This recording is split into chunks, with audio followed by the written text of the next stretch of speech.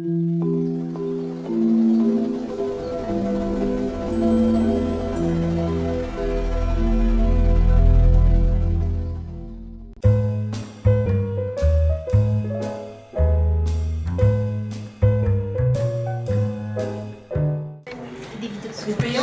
Alison va ouvrir la séance, va présenter un petit peu ce dispositif.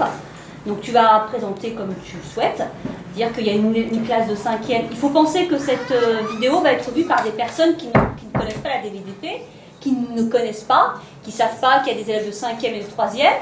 Donc il serait intéressant qu'Alison, aidée de 3e ou de 5e, puisse faire une petite présentation de ce qui va se passer maintenant. Donc déjà bonjour à tous. Donc on est deux classes, donc il y a certains élèves de 3e C et des élèves de 5e. Aujourd'hui on va faire une discussion à visée démocratique et philosophique sur le thème faut-il obligatoirement des super pouvoirs pour être un héros. D'abord, je pense que vous connaissez le principe d'une discussion à visée démocratique et philosophique. On va chacun dire ce qu'on pense sur le thème, chacun les uns après les autres, sans se moquer de ce que quelqu'un d'autre va dire. Et voilà. Et donc, qui veut être président? Moi.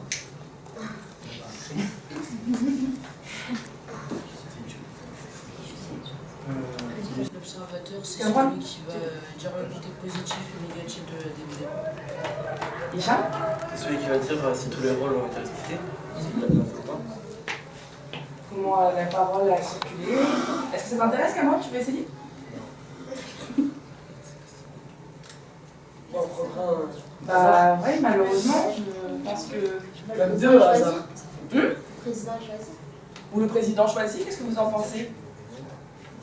Est-ce que c'est démocratique si le président choisit? Non. Si. Eh oui, tu dis dictature. Pourquoi tu dis dictature? Eh oui. Ok. Et si il n'y avait pas d'observateurs? Pour l'instant, nous avons Alison et Clément qui seront les observateurs pour l'instant. D'accord? Pardon? Ou un 5e. Il faudra au moins un cinquième de fois. Alors, il faut que... oh, est-ce que le hasard, c'est la démocratie? Non. Alors, on va ouvrir la séance. D'abord, je vais tirer les règles d'or, s'il vous plaît. Alors, respecter la parole de l'autre, premièrement. Deuxièmement, s'écouter attentivement. Troisièmement, partager ses idées. Et le dernier, c'est les gêneurs seront exclus de la discussion. Donc, je déclare la DVD ouverte. Faut-il obligatoirement des super pouvoirs pour être un super héros? On va faire un tour de table. Donc pour moi, il ne faut pas avoir des super pouvoirs pour être un super héros, car si on peut parler des super héros de dessins animés, ils n'ont pas tous des super pouvoirs. Pour moi, on n'est pas obligé d'avoir des super pouvoirs pour être un héros, parce qu'on peut très bien être un héros, je ne sais pas comment expliquer. Par exemple, votre maman c'est une héroïne, pour moi c'est une héroïne maman, elle n'a pas des super pouvoirs. Les héros, pour moi, ils n'ont pas obligatoirement à avoir des pouvoirs parce que les médecins, ils n'ont pas de pouvoir et ils sauvent des gens. Oui. Je suis d'accord avec tout le monde. Par exemple, les militaires, ils sauvent des vies et ils n'ont pas de super pouvoir. Les médecins, ils sauvent des vies, ils ont des scalpels et tout ça. C'est comme ça, on n'a pas besoin d'être un super héros, de voler pour sauver des vies. Je pense qu'on n'a pas besoin de super pouvoir pour être un héros parce que avec le nombre de personnes qui font des choses admirables, ils ne sont pas super pouvoirs. On n'a pas besoin de super pouvoir parce qu'on a d'autres moyens pour sauver des vies ou autre chose. Moi, je vais reprendre ce qu'elle a dit, Dunia. Les mères, c'est tout ce qu'il y a. C'est plus qu'un super-héros. Moi, j'aurais une question pour vous. C'est quoi être un héros? Aider des gens en difficulté. Pour moi, un héros, c'est une personne qui ferait pas qu'une action, mais qui en ferait plusieurs héroïques et qui ne se vanterait pas de ce qu'il a fait. Hicham, pour toi, c'est quoi une action héroïque? Je sais pas, moi, sauver quelqu'un alors qu'il est en difficulté, Parce qu'on fait d'une maladie, d'un accident, des choses comme ça. Lorsqu'on vous dit héros, lorsque vous demandez à quelqu'un qu'est-ce qu'un héros, qu'est-ce qui nous vient, la première chose qui nous vient à l'esprit, qu'est-ce que c'est? Pour moi, ce qui me vient en première idée, ce serait plus des super-héros. Dans les BD ou Est-ce que tu peux nous donner des exemples de héros? Superman, Iron Man. Et quels sont leurs pouvoirs? Superman, il est quasiment invincible et Iron Man, il a une armure. Ça dépend du point de vue où on est. Puisque, par exemple, si on était entre guillemets, du côté des méchants, pour eux, ce qu'ils font, ils pensent que c'est bien, mais de notre côté, c'est pas bien. Et inversement, ça dépend de quel côté on se place. Est-ce que le président peut rappeler les règles d'une DVDP? Est-ce que Les règles d'or, 1. Respecter la parole de l'autre. 2. S'écouter attentivement. 3. Partager ses idées. 4. Les jeunes se bousculent et la discussion. À votre avis, pourquoi je vous fais rappeler les règles de la DVDP? Ils ont parlé en même temps. Oui. Et pourquoi le fait de parler en même temps perturbe la pensée? Parce qu'après, on peut pas parler. On ne sait pas qui écouter. On ne sait pas qui écouter, tout à fait. Et ce n'est pas simple. Ce n'est pas simple. Et dans la vie de tous les jours, est-ce qu'on s'écoute véritablement? Non. Qui a dit non? Non. Est-ce que tu peux nous expliquer pourquoi on ne s'écoute pas? Chacun a son avis. Oui. Son sens s'écoute soi-même, mais pas l'autre. Chacun a son opinion. Par exemple, si on dit je sais, chacun dit, par exemple, je dis une réponse et je dis non. Moi, logiquement, je préfère ma réponse. Donc, quelle serait votre proposition pour faire avancer la pensée? Il faut apprendre à écouter les autres et à être d'accord avec ce qu'ils disent. Tu dis apprendre. Donc, ça s'apprend, écouter? Oui. Vous êtes tous d'accord que s'écouter, ça s'apprend? Quelle serait la question que vous voudriez poser au groupe? Président? Quelle est la différence entre un héros et un super-héros? Est-ce que les super-héros sont différents des héros de réel?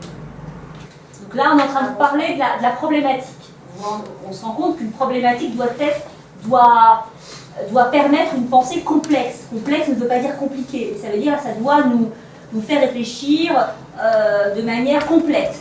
Est-ce que cette question va nous faire réfléchir de manière complète sur cette thématique des super-pouvoirs et du héros? Je voudrais vous poser une question. Si un jour, vous marchez dans la rue comme ça, vous voyez une personne qui est au milieu de la route, si vous allez la sauver, vous êtes un super-héros? Vous êtes un héros ou pas? Pour moi, non, parce que c'est qu'une action. C'est qu'une action. Pas, si on répète cette action plusieurs fois, là, on peut dire qu'on est un héros. Comme les médecins, ils sont plusieurs fois des vies, comme les militaires. Mais là, c'est qu'un acte. Donc, on ne peut pas dire qu'on est sous-héros. Mais non, parce que d'un côté, on met sa vie en danger pour sauver celle de quelqu'un d'autre, mais d'un autre côté, on fait un peu.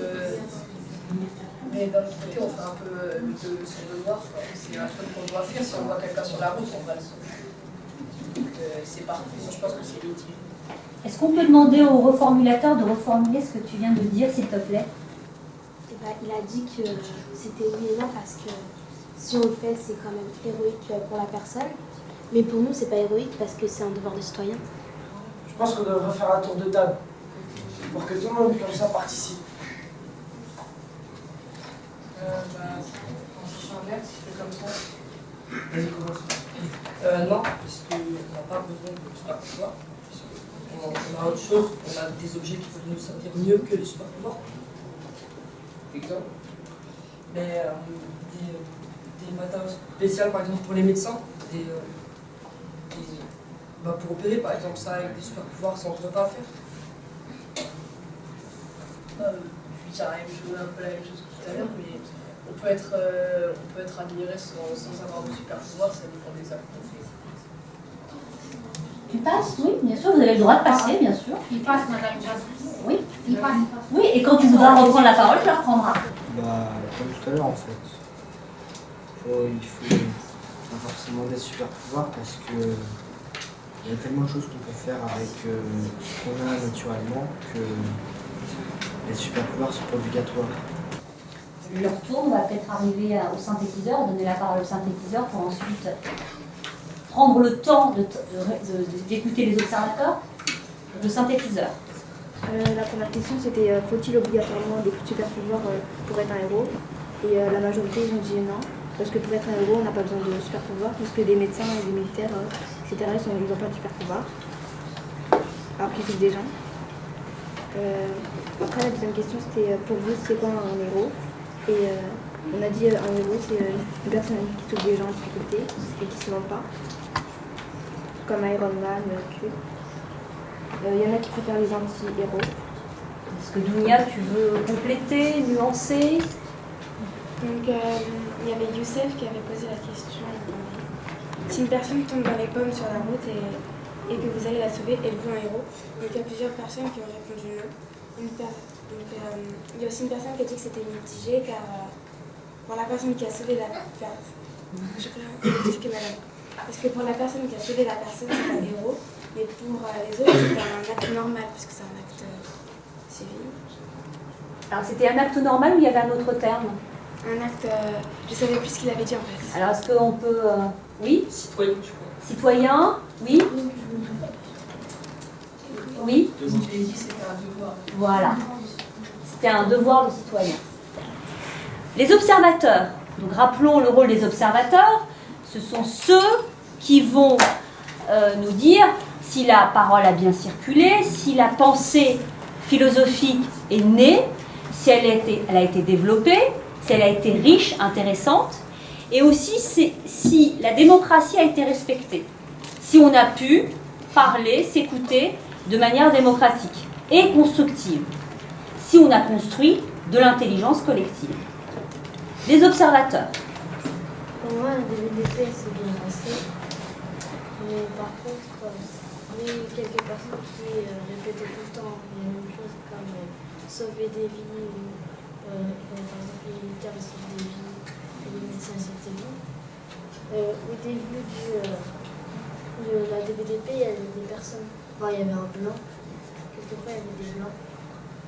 Et après, il n'y en a plus. Il y a des personnes timides. Addison, est-ce que tu veux prendre le relais? Il a à peu près tout dit, à part il y a quelque chose qui est dommage dans la discussion, c'est que quand il y a des personnes qui parlaient, il y a eu des gêneurs, ça fait que ça a coupé la pensée et qu'il y a eu beaucoup de personnes qui ont oublié ce qu'ils voulaient dire. Et c'était dommage parce qu'on a dû répéter les règles plusieurs fois. Et ça nous a fait perdre du temps pour justement pouvoir apprendre. Et à votre avis, d'où vient ces blancs? D'où vient cette pensée qui n'arrive pas à émerger? Là, on va peut-être ouvrir la discussion à tout le cercle. Oui, vous avez raison. Oui? Parce qu'elle n'est pas préparée. Parce qu'elle n'est pas préparée? Qu'est-ce qui n'est pas préparé? La DVDP. La DVDP? Du coup, on ne sait pas la question, du coup, on ne sait pas à quoi réfléchir. D'accord. Donc si j'ai bien compris, il faudrait un temps de préparation pour que la pensée se construise, pour donner une pensée à peu près construite. Donc si j'ai bien compris, on ne peut pas être uniquement dans l'improvisation. On peut pas, sinon ça reste oui ou non. Je pense qu'il y avait des gens qui avaient peur de se lancer parce qu'ils avaient peut-être peur des moqueries ou des gêneurs.